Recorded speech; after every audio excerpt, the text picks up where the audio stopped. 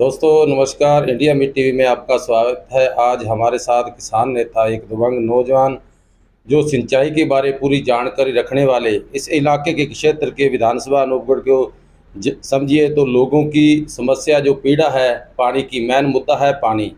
ये जो इलाका है किस पे निर्भर है?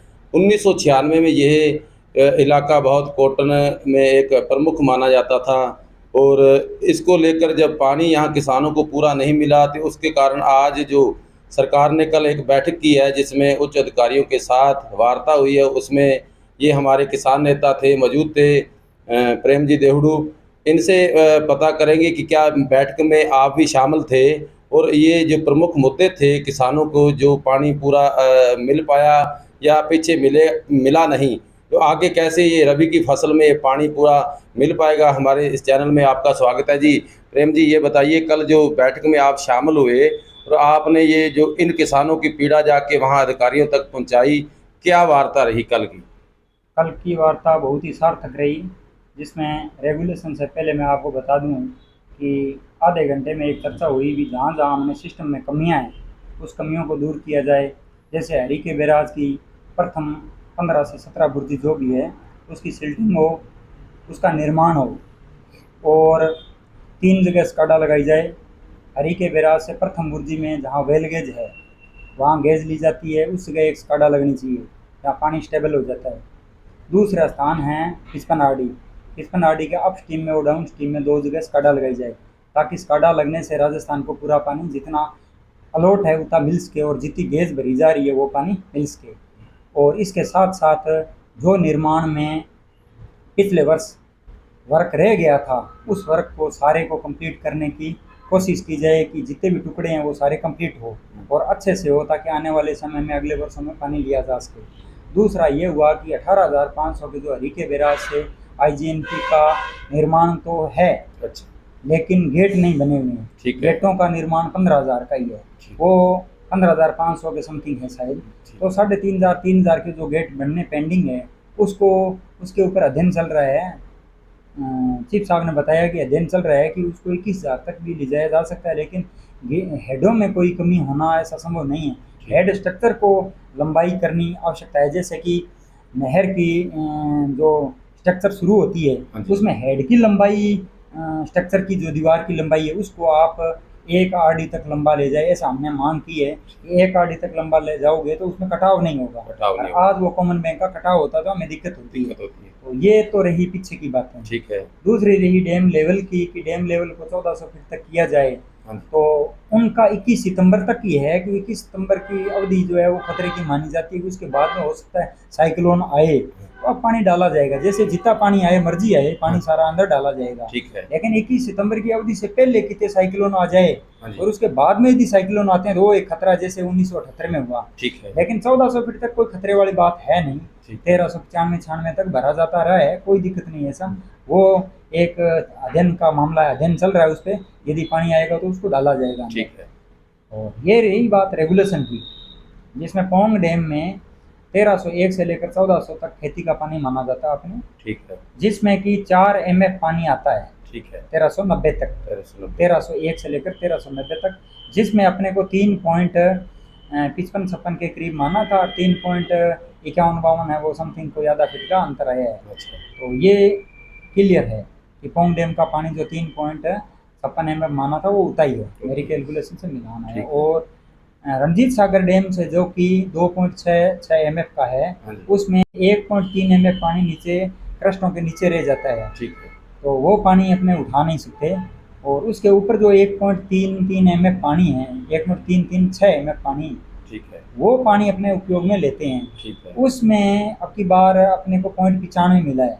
कुल मिला के 2 लाख क्यूसिक पानी रणजीत सागर में कम रह गया, और यही 2,10,000-15,000 क्यूसिक पानी पौंग डैम में कम रह गया। कुल मिला के 4 लाख क्यूसिक पानी कम रह गया, ठीक है। 4 लाख में यदि अपने प्री पार्टीशन शेयर निकालते हैं तो 20% लगभग होता है, तो 80,000 तो उनका जाता। तो लगभग अपने पास में 3,40,000 क्यूसिक पानी रहना था। 3,40,000 की कटौती अपने पर आनी थी, ठीक है। 3,40,000 में अपना 49% है, तो इसका मतलब 1,70,000 और 1,80,000 में एक बारी अपनी बनती है, यानी एक बारी का पानी अपने कम रह गया।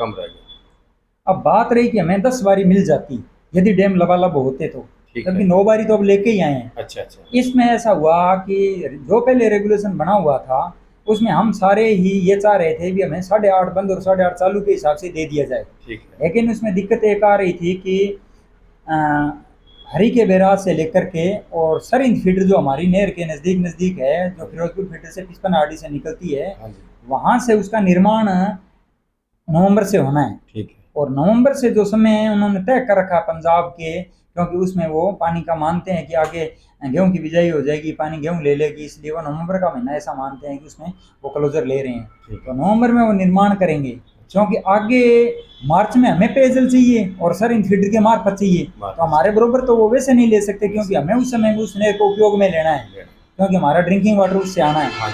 तो इस हिसाब से क्या कि ये तय था कि 20 मई तक ये कंप्लीट हो जाए जैसे तैसे। ठीक है।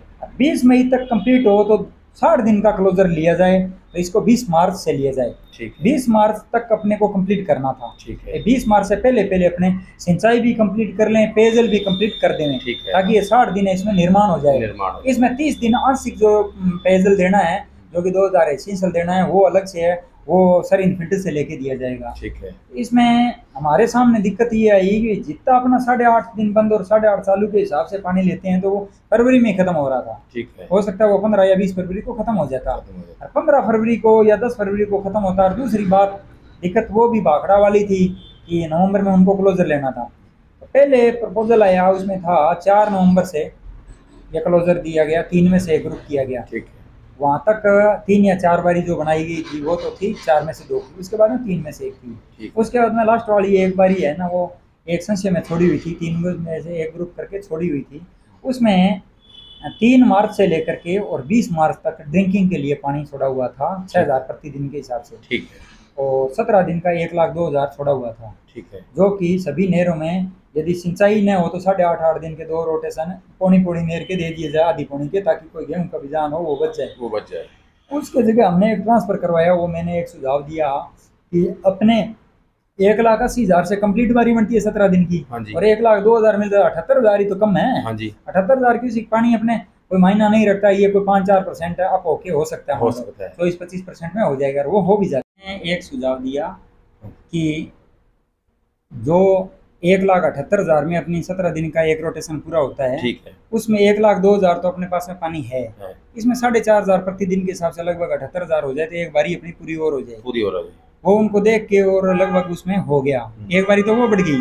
एक 3 ग्रुप में से अपना एक रोटेशन था ना, उसको आगे ले जाकर 8 दिसंबर तक कर लिया। ठीक है। 8 दिसंबर से करने से क्या है कि लगभग 2 बारी से किसानों की बिजाई हो जाएगी सरसों की, और 2 बारी ऊपर कोर लग जाएगा। हाँ जी। और एक बारी जो ऊपर लगेगी ना, तो सारी सरसों को एक बार एक साथ लग जाएगा, ताकि किसी के 42वें दिन का इफेक्ट नहीं आए। नहीं तो अपने एक एक करके लगाते तो 14 दिन और 25.5 दिन, 28वें दिन एक आता, तो 42वें दिन बारी लगती, 42वें दिन फिर गेहूँ ये सरसों जो है वो खराब हो जाती। तो इस हिसाब से 5 बारी तो अपने को सरसों बचाने के लिए चाहिए, सरसों या चना दोनों कोई मान लो, इसके लिए चाहिए 2 बारी का बीजान पकाना है। एक बारी में किसान 6 बीघे की बिजाई करता है, ठीक है, तो 2 बारी में लगभग 12 बीघे की बिजाई हो जाएगी, ये मानते हैं। और 12 बीघे की बिजाई में 5 पानी यदि लग गए ना, तो 5 पानी का मतलब है 2 पानी लगना, क्योंकि एक कोर का और एक दूसरा, क्योंकि डबल बिजाई कर रहे हैं ना अपने, तो 5 का अर्थ ये मतलब ना भाई एक सरसों को 5 पानी लगे, उसका दूसरा पानी हो गया। तीसरा पानी उसको आगे मिलेगा 3 में से एक ग्रुप वाला, ठीक है। तीसरे ग्रुप में जो पानी बचेगा तो उससे गेहूं की बिजाई होगी, अन्यथा गेहूं की बिजाई नहीं होगी, क्योंकि कोई किसान सोचते हैं अभी हम गेहूं की बिजाई ऐसे कर लें तो वो कोर ही रह जाएगी। बिजान पानी के हिसाब से ही किया जाए, भी पानी अपने पास में कितना मिल रहा है, कितना कोर लगेगा, कब अपने को प्रथम लगाना है, कब द्वितीय लगाना है, बैलेंस करके लगाएंगे, वो किसान तो अपनी फसल को पका लेंगे। जिनको बैलेंस नहीं करना आता है वो फसल उजड़ जाएगी, क्योंकि ये बहुत गणित का विषय है। पहले किसान जैसे डबल बारी आता है तो किसान बिजान कर लेता है, उसके बाद में डबल आती नहीं है, और नहीं आने के कारण क्या होता है कि वो फसल उजड़ जाती है, खड़ी फसल सूख जाती है। क्योंकि बिजान उतना ही करो आप, घंटे मना जितने आपके रकबे में हैं वे कितने 4.5 घंटे 5 घंटे सरसों कितना लेती है टोटल, उसका कैलकुलेशन करके आप बिजान कीजिए भी इतना बिजान पक पाएगा। मेरा निवेदन तो सबसे यही किसानों से रहेगा कि आप एक बारी में जितनी रूनी निकालते हो, आप दूसरी बारी फिर आए तो रूनी निकाल दो, ठीक है। तीसरी बारी आए ना तो पहली को कोर लगा दो आप, ठीक है। चौथी बारी आए तो दूसरी सरसों को कोर लगा दो, टेक्निकल बात है। और 5वीं बारी आए तो आप सारी सरसों को एक बार लगाओ, उससे पहले गेहूं की बिजाई नहीं करें।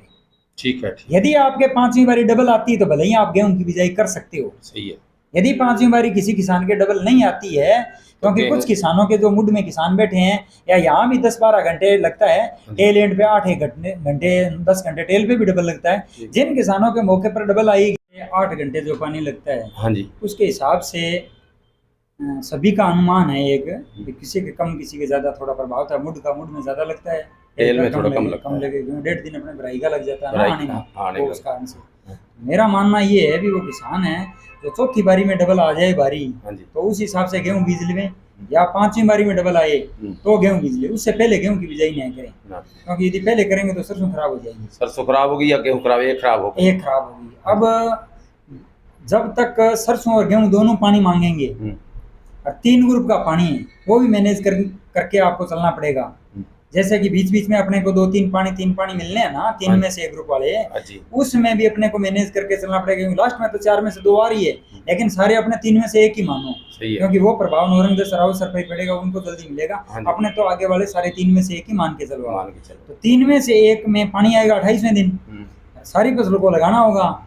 जितना खेत एक बार में आप लगा सकते हो ना बीजान, उतना ही पक पाएगा, ये ध्यान रखने की बात है। पकेगा नहीं, दूसरा पकेगा नहीं। ज्यादा बीजान कर लियो तो मार में आ जाओगे, या बरसात के हिसाब से कर सकते हो, भी अपने माउट हो जाए, माउट की बरसात हो जाए सर्दी में, 21 जनवरी की, 20 जनवरी की, 6 जनवरी को, दिसंबर में हो जाए, उससे कोई फसल अच्छी पक जाए। या चना बीज लो आप, चने में लास्ट में बीच बीच में कभी डबल वाले समय के हिसाब से चने बीज लो, चने में बीच बीच में पानी नहीं चाहिए, लगातार नहीं चाहिए। चने को 35-40 या 1.5 महीने बाद पानी चाहिए एक बार बिजाई के बाद में। तो इस हिसाब से बिजाई करें ताकि ज्यादा से ज्यादा उत्पादन लिया जा सके। पानी जो मिला है, हाँ जी, इसमें मैं आपको बता दूं कि हमें 14,46,000 ही अलॉट हुआ था। ठीक है। टोटल पानी 44 लाख अलॉट हुआ है, 43,92,000। ठीक है। मेरा 92 बैठ रहा है, उनका 91 समथिंग बैठ रहा है, बराबर बैठ रहा है। ये जो पानी अलॉट हुआ है, इसके अंदर ये है सर्दी के इनफ्लो 17,60,000 के हिसाब से। ठीक है। सर्दी के 17,60,000 के अगेंस्ट जो बढ़ के आएंगे उसको बोलते हैं बैटरी इनफ्लो। बैटरी इनफ्लो का 5.5 लाख तक पहुंचा दिया अब की बार। ठीक है। यानी 28%, इसको बोलते हो आप 28.77% के करीब अपने इसको लिया है। अभी 18% से था पहले वाला, अच्छा, और अब इसको 10% बढ़ा के और 28% से लिया है। तो ये मान के चलो भी ये इतना पानी आ जाए ना तो बहुत अच्छी बात है। रेगुलेशन अधिकारियों द्वारा जो बनाया गया था वो 1996-97 के हिसाब से 1382 फुट के हिसाब से बनाया गया था, जिसमें सर्दी में उस समय पानी आया था 4.3 mm। ठीक है। उसमें सिर्फ 3.5 लाख आया था। ठीक है। 3.5 लाख की जगह अब की बार हमने 5.5 का बनवाया है। ठीक है। यानी 2 लाख और बढ़वा के बनवाया है। ठीक है। बैटरी इनफ्लो रहेंगे, कोई दिक्कत नहीं है, और हो जाएगी, भगवान करेगा बरसात होगी तो जरूर फसलें मिलेगी। इसमें कोई गुंजाइश नहीं भी 1% ही पानी बढ़ के मिल जाता। ठीक है। ये 9वीं बारी मिली है ना, मुझे उम्मीद नहीं थी 9वीं बारी मिल जाएगी। ठीक है। लेकिन वहाँ बैठने से और सबकी राय होकर, अपने चीफ साहब है अमर सिंह मेड़ा, उन्होंने बहुत कोऑपरेट किया। एसी साहब है, उन्होंने कोऑपरेट किया, रेगुलेशन वाले सब ने, और एक्शन साहब है रेगुलेशन के शिवचंद जी, उन्होंने कहा भी देखिए हो जाएगा करवा। एक प्रेम जी और बताइए, यहाँ से जो बैठक में शामिल हुए कौन कौन से लोग थे जिनमें वहाँ पहुँचे इस बैठक में शामिल हुए और भाग लिया, किसानों की हितैषी बन के, हमदर्दी बनकर? एक तो अपने जो सापिनी जी आ रहे हैं उधर से, हाँ जी, वो थे MLA साहब। ठीक है। एक धर्मेंद्र जी मोची साहब थे। ठीक है। और एक राम प्रताप जी कसमिया जी थे। ठीक है। और अपने बलवीर जी लूथरा जी। ठीक है। और अपने अनुकूल विधायक संतोष सिंह बावरी, इतने विधायक थे। अच्छा। और इसमें नूनगंज सरवाड़े भी शायद थे, उनके नाम में आत्मा जी एक कौन से है नाम, हाँ जी, वो थे। अगर यहाँ और भी पार्टी राजनीति के जैसे CPI, CPM और कांग्रेस, उनका कोई नुमाइंदा वहाँ पहुँचा? नहीं जी, उनका कोई नहीं पहुँचा। कोई नहीं पहुँचा। दोस्तों, आपने पूरी किसानों की जो पीड़ा थी, जो ये रेगुलेशन की थी, लगातार प्रयास लोगों का जारी था कि इस बार रबी की फसल में पूरा पानी मिल सके तो हम पूरी फसल पका सकेंगे, और फसल पकाने का प्रयास किया हमारे किसान नेता, ये लोगों ने, जो आपको इन्होंने बताया अपने मुखारबंद से कि ये ऐसे रेगुलेशन बनाया गया कि किसानों को पूरा पानी मिल सके। और इन्होंने जो संदेश दिया है कि आप उतनी ही फसल बीजिए जितना आपको पानी मिलना है, अनुमान लगा के, और टेक्निकल खेती कीजिए। जो जिम्मेदार अनपढ़ हैं उनको भी एक दूसरे से पता करके और जानकारी लेकर और ऐसी बिजाई करें कि ना कि वो किसी क्रोपत में आ जाएं, किसी आफत में आ जाएं, कि पानी पूरा उतना ही मिलेगा जितना इन्होंने रेगुलेशन में मतलब पानी लिया। 9 बारियों का कहना मतलब आपको ये नहीं है कि आपको बहुत बड़ी सौगात मिल गई है, पर लेकिन बहुत अच्छा हो रहा है। रबी की फसल एक अच्छी होने की उम्मीद है। आप बने रहिए इस चैनल के माध्यम से, इंडिया मीट टीवी के माध्यम से। जय हिंद, जय भारत।